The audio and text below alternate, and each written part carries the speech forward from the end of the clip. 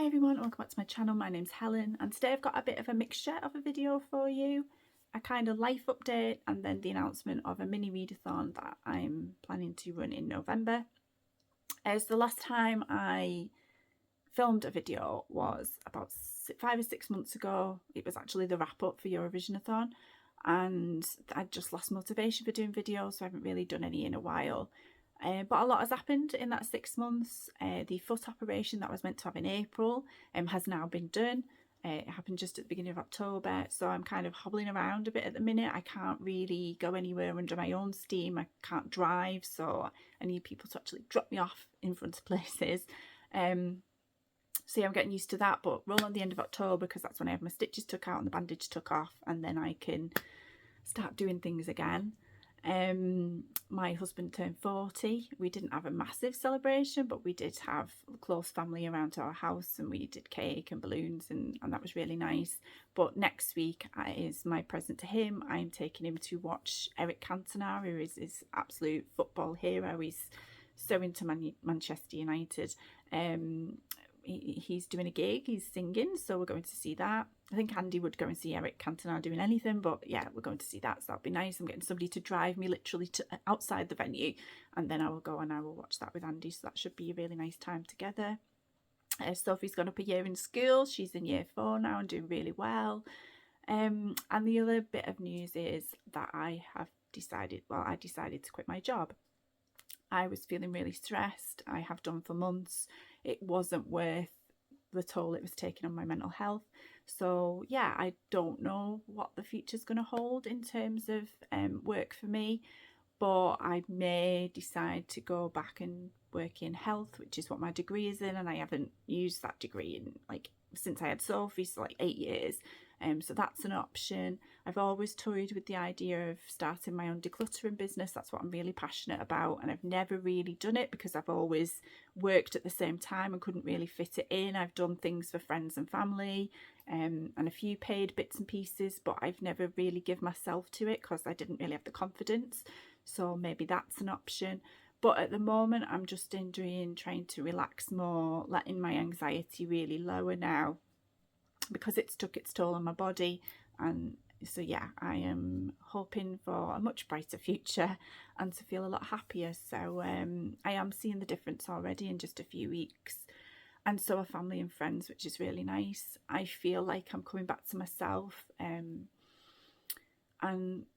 being more fun and just being able to relax. I feel like for a long time I've never really been in the moment. I've always been thinking about work in the back of my mind, which is not fair on the people around me because I've been totally focused on that. That's all I could talk about, and that's not all I'm about. And my reading took a real slump as well, and so I'm noticing that coming back now. That's my relaxation, that's my thing I enjoy. So back to it, hopefully more videos and moving on forward. So in saying that, I thought to myself, every year in between the 2 Eurovisionathons, which always are in April, I always can't wait for the next one. And so recently, when I've been getting back into my reading and thinking, oh, it'd be really lovely if that was coming up, I noticed that Junior Eurovision is in November. So I thought, why wait till April when I've got more time on my hands as well? Why not do a mini readathon? So with Eurovisionathon, the main readathon, we have 4 weeks to read 30 odd books for the different countries. Well, Junior Eurovision only has 16 countries taking part, so I thought, well, 2 weeks would be enough. So from the 12th of November to the 26th of November, which is when Junior Eurovision actually happens, is the time span for the Junior Eurovisionathon. So yeah, there's 16 countries to read for. I will tell you the countries now as I have written them down. They are Albania, Armenia, Estonia, France, Georgia, Germany, Ireland, Italy, Malta, Netherlands, North Macedonia, Poland, Spain, Ukraine and UK. So I have gone back through my shelves and looked at books that I've had left over from past Eurovisionathons, which you will see some of them have been on for a long time. And then I've looked back on people's choices that they've made in past Eurovision. As you know, I always, there's forms for people to fill in to say what books they've read along the way. So I've gone back on past countries and looked what other people have read. There's still some countries I've got to fill. I'm not too stressed about that. I doubt I'd get through all 16 in the 14 days anyway, although I am going to try. So the countries that I'm still trying to decide ones for are Albania, Estonia, Georgia, Malta and the Netherlands. So if you've got any suggestions at all, please put them in the comments below, because I am looking for books for those countries. But in terms of the ones I found books for Armenia, I'm going to do The Three Apples Fell from the Sky by Nareen Abgarian. That was one that a few people had read. I think it was last year. So if you want to find out a bit more about that, go and look it up, because I haven't physically got the book here. For France, I'm going to try and read The President's Hat by Antoine Lorraine. You will notice that for France, for a few years, I've read some of his books. I really enjoyed them. So I looked for one that I haven't read yet.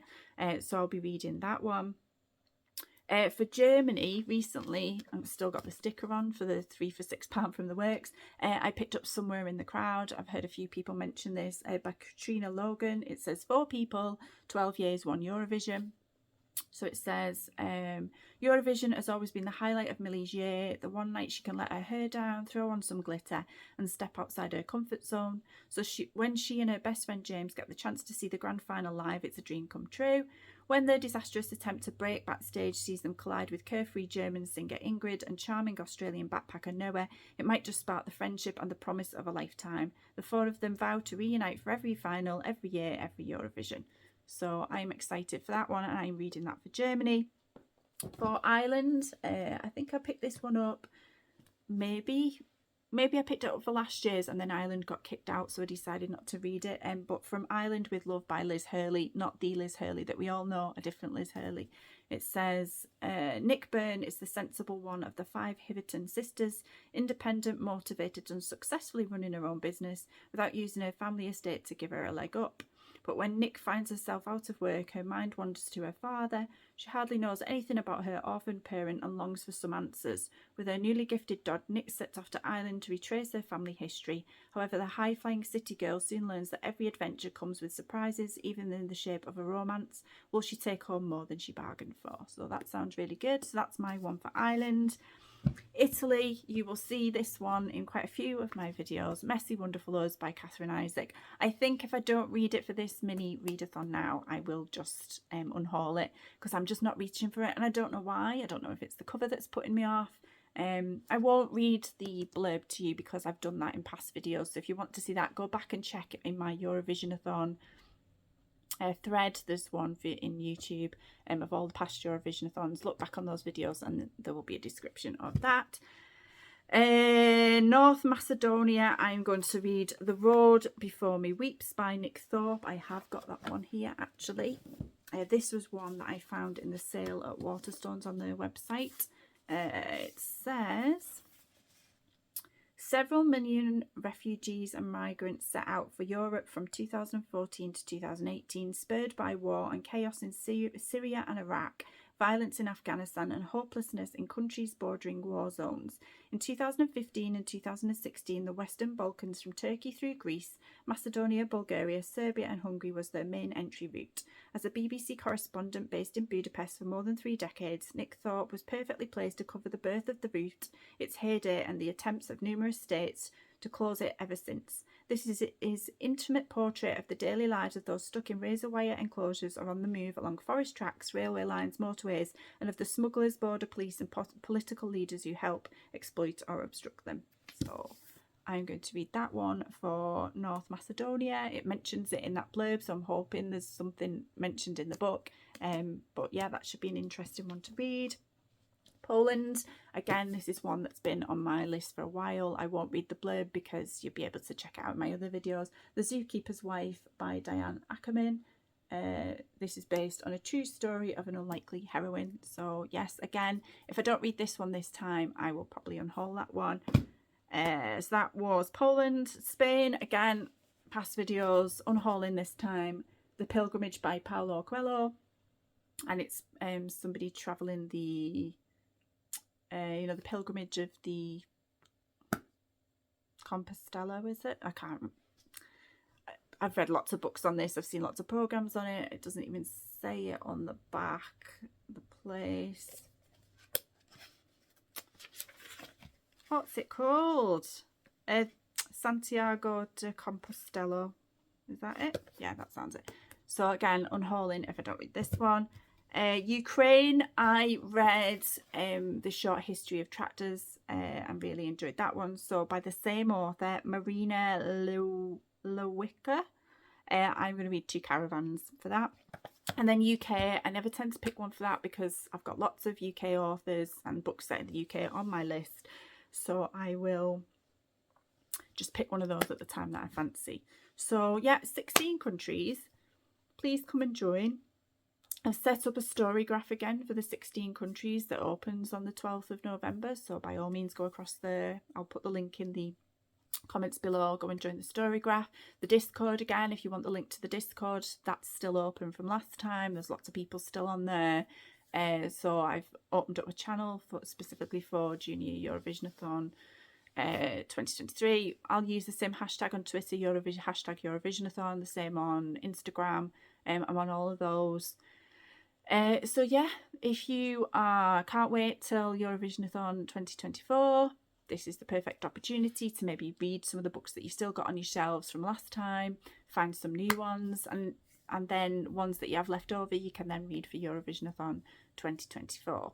So I will try my best to do some more videos coming up. I will have more time to do that, at least for the next few months at least. And yeah, I am starting again to put on Twitter and Instagram the books that I've read recently. You'll notice recently I've put that I've read quite a lot of, carried on with a lot of series. So the Robert Galbraith, I think I'm up to book 7. I've just read that. The Running Grave, that was really good. The most recent Richard Osman book, The Last Devil to Die, was that called? Really fantastic. The 4th or 5th book, I think it's the Treehouse Library in the Book Wanderers series. Recently read that, not disappointed at all. The Thomas Taylor series, the Malamander series, I read the most recent one, Medusa, and loved that. I finished that yesterday. I'm currently from the library in the middle of the 4th Caroline Kepner's book, you know, the You series, Joe Goldberg, For You and Only You. I didn't realise there was another book out. What I am struggling with is I can't remember the 3rd book at all, and so I think this is referencing some of the stuff from that, and so I'm kind of struggling with that a little bit. It doesn't really matter because he's obviously in a new life, but it's referring back to that, and I'm like, oh. We got partway through the Netflix series of this, me and Andy, and then there was an episode, I don't know if it was season 2 we were on, or season 3, I don't know what they're up to on Netflix, but there was a part where he was, I think somebody had drugged him or something had happened and he was hallucinating. And there's something about where somebody, when I'm watching it in a film or a series, where if somebody is drugged or loses control, I can't cope with that. I find it really triggering for some reason, and I've never been in that situation where I've been drugged and hallucinating. But there's something about people losing control of their mental state that I don't know what it is. Anyway, we had to switch it off and I said, I can't watch this anymore. And I was recently, my sister put me on to this series. It's on BBC iPlayer now, The Bold Type. And I've literally binge watched all 5 seasons. And the penultimate episode, there is a part in that, again, where it's like people are hallucinating, and I don't know what it is. I don't know where it's come from in me, but I can't do that. So Andy said to me last night, should we give you another go? And I'm like, so I think what we're gonna have to do is fast forward to the part where he's recovered from whatever that was and start from there. But it's not unusual for that to happen with series for me. I did it with The Handmaid's Tale. I read that book for A-level and it was, I really didn't like it. It was not a nice, obviously, subject matter. And so when the series come out on telly, I thought, well, I'll give it a go because I've read it, so I know what happens. And quite often I find if I've read it and I've kind of imagined it in my own head, it's easier for me to then watch something. But we got to a certain point in there and I can't remember what happened. It wasn't people hallucinating, but it just, obviously it's not a pleasant series, but I just got to the point where I went, I can't watch this anymore. And I don't think Andy carried that on either. He's got the option to, but he said there's so many things that we don't watch together that he's got a lot to get through, and I get that. So Handmaid's Tale I won't go back to, but you might give it a go. But again, if you haven't seen the bold type, definitely give that a go because it's really good. So yeah, this was a bit of everything, where I'm up to in life. So if you've got any book recommendations, I'm going to be reading lots in the coming months, so by all means let me know. If you've got any ideas of videos you'd like to see from me, again, send them my way. There's probably going to be a lot of library type videos. That's what I'm trying to do at the minute, because obviously with my job situation, I will be spending less money on books, which I've been trying to do anyway. I like to use the library anyway. I'm going to sneeze, so bear with me if that happens. I like to use the excuse me. I like to use the library. This is happening a lot recently. I've got like an eye twitch and it's doing my head in. So at the moment I'm taking things like Sudafed and using eye sprays to see if I can stop it, because it's just one eye. It's been going on for weeks. If it carries on, I'll go and see a doctor, but it's really annoying me, and I've got a feeling it's to do with sinus because I'm feeling a lot of pressure. I mean, it could be to do with anxiety and stress. That's what my doctor told me when I went to see them originally. So we will see. Where was I up to? What was I saying? Oh yeah, I like to use the library a lot. That's where I went and got the Robert Galbraith book. That's where I've got the You book. So yeah, I've got an Audible subscription. I got the $3.99 for 4 months, so I've got 1 more month left. That's how I read the Richard Osman book. I got it on there. I've got the Peter Kay book, the TV one, and it's not pulling me at the minute. But I'm on listening to that. So I need to decide what to use my next one on. So if you've got any recommendations, let me know. But yeah, a lot of library videos, I think, because that's where I'm going to be getting most of my books from, and trying to get through these. I have been good at doing that recently, pulling ones off my shelf, and that's what I'm trying to do more of, because if I've got these, I don't need to be spending money on them.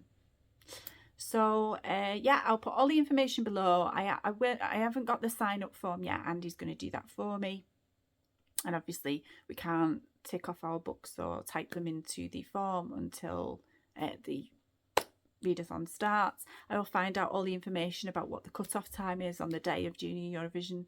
I've never watched Junior Eurovision, so I don't know if that's a nighttime thing, it's an afternoon thing, I don't know. But it'll run exactly the same way as Eurovisionathon does every year.